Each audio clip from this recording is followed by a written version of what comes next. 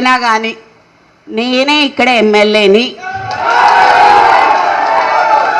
ఖచ్చితంగా నేనే నించుంటా, నేనే గెలుస్తా. అర్థమైందా? ఈ సందర్భంగా నేను నీకు ఇక్కడ నుంచే చెప్తున్నా, నువ్వు ఇప్పుడు రాజీనామా చేయమని చెప్పు, ఇప్పుడు ఇద్దరం నించుందాము, ఎవరు గెలుస్తారో చూద్దాము. నువ్వు వచ్చి క్యాన్వసింగ్ చేయి, నువ్వు వచ్చి క్యాన్వసింగ్ చేయి రేవూరు ప్రకాష్ రెడ్డికి. నేను ఇండిపెండెంట్ అయినా నిల్చుంటా, ఒకవేళ కాంగ్రెస్ పార్టీ టికెట్ ఇవ్వకపోతే. ఎట్లయినా కూడా నేను గెలుస్తా అని చెప్తున్నా. ఈసారి పర్కాల్ ఎమ్మెల్యేగా నేను పోటీ చేస్తానని ఈ సందర్భంగా ఈ స్టేజ్ మీద నుంచి నేను మీకు అందరికీ చెప్తున్నా. ఇది గతంలో చెప్పినా, కానీ ఇవాళ నేను ఎందుకు చెప్తున్నా అంటే 2 ఏళ్ళకి ఆయన గెలిపేయమని చెప్పి అసందర్భంగా మాట్లాడిండు కాబట్టి, అనవసరంగా నన్ను రెచ్చగొట్టిండు కాబట్టి నేను ఇవాళ రావాల్సి వచ్చింది, ఇంత మాట్లాడాల్సి వచ్చింది. నీ ఇంకా బయటికి తీయాల్సినవి చాలా ఉంటాయి. నువ్వు ఇంటెలిజెన్స్ రిపోర్ట్స్ తెప్పించుకొని ఇవాళ అందరు మా లీడర్లు అందరు ఇళ్ళ దగ్గర పోలీసు వాళ్ళని పెట్టావు. నువ్వు ఇంటెలిజెన్స్ రిపోర్ట్ తెప్పించుకొని ఎందుకంత భయం నీకు? నువ్వు మాట్లాడింది తప్పని నీకు కూడా తెలుసు కాబట్టి.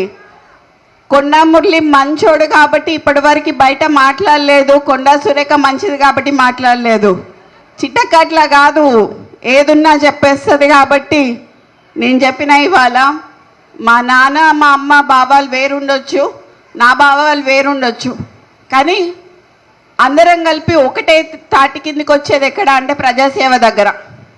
ప్రజలకు సేవ చేసుకోవాలనేది మా ముగ్గురులో ఉంది కాబట్టి, ఆ రక్తం నాలోనూ ప్రవహిస్తుంది కాబట్టి ఈసారి ఎమ్మెల్యేగా గెలిచి, ఇప్పుడు కాదు ఇంకొక 20 ఏళ్ళు నేనే ఎమ్మెల్యేగా ఉంటా అని చెప్పి చెప్తున్నాను నేను మీకు. అట్లా నేను చూసుకుంటా పర్కాల ప్రాంత ప్రజలని కంటికి రెప్పలాగా నేను కాపాడుకుంటా. ఈరోజు ఎవరికి కష్టం వచ్చినా నా ఇంటి తలుపు తట్టొచ్చు.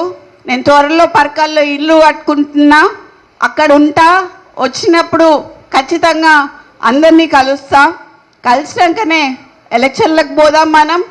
ఈ లోపల మరి ఆయనకి కొంచెం ఆరోగ్యం బాగాలేదు కదా, మరి ఎట్లుంటుందో చూద్దాం మరి అప్పటి వరకు, ఎలక్షన్ వరకు. సో అది ఇప్పుడు నేను కొంచెం అది చెప్తే అది బాగోదేమో కానీ సరే. ఇప్పుడు డైపర్లు వేసుకున్న వాళ్ళకి వీళ్ళకి మాత్రం ఇస్తాను అంటున్నాడు కదా, అది మాత్రం కొంచెం తప్పని చెప్పి చెప్తున్నా.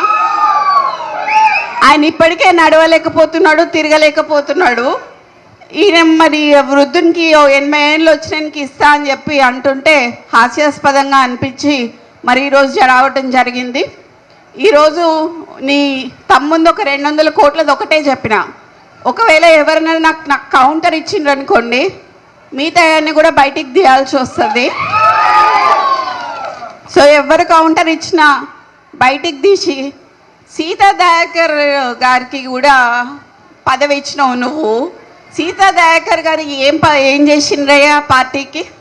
అసలు ఎక్కడ పార్టీ ఆమె ఎక్కడి నుంచి వచ్చింది? ఆమెకు చైర్మన్ పోస్ట్ ఇచ్చినావు నువ్వు. కొండా మురళికి ఎందుకు ఇవ్వలేదు అని అడుగుతానా నేను. మీరు అందరు అడగాలి, ఏమంటారమ్మా?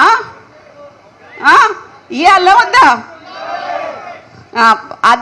అది కొంచెం ప్రెస్ వాళ్ళందరికీ మీ అందరికీ చెప్తున్నాను సార్, మీరు దయచేసి కొంచెం ఈ విషయాన్ని సీరియస్గా తీసుకోదలుచుకోవాలి అని చెప్పి మీ బ్యూరో చీఫ్లందరికీ నేను హృదయపూర్వకంగా మీకు చెప్తున్నాను. ఎందుకు అనంటే ఒక బీసీ నాయకుడిని మీరు చేయబట్టి ఈరోజు ఈ స్థాయి వరకు వచ్చినాడు ఆయన. ఎందుకనంటే మీరు పాత్రికేయ మిత్రులు చాలామంది హెల్ప్ చేసినారు ఆయనకి, ఆయన కష్టకాలంలో ఉన్నప్పుడు.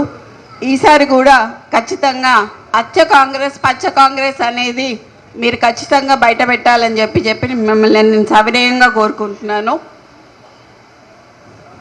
ఈరోజు ఇక్కడికి వచ్చిన అందరికీ నా హృదయపూర్వక నమస్కారాలు, మరియు పాదాభివందనాలు.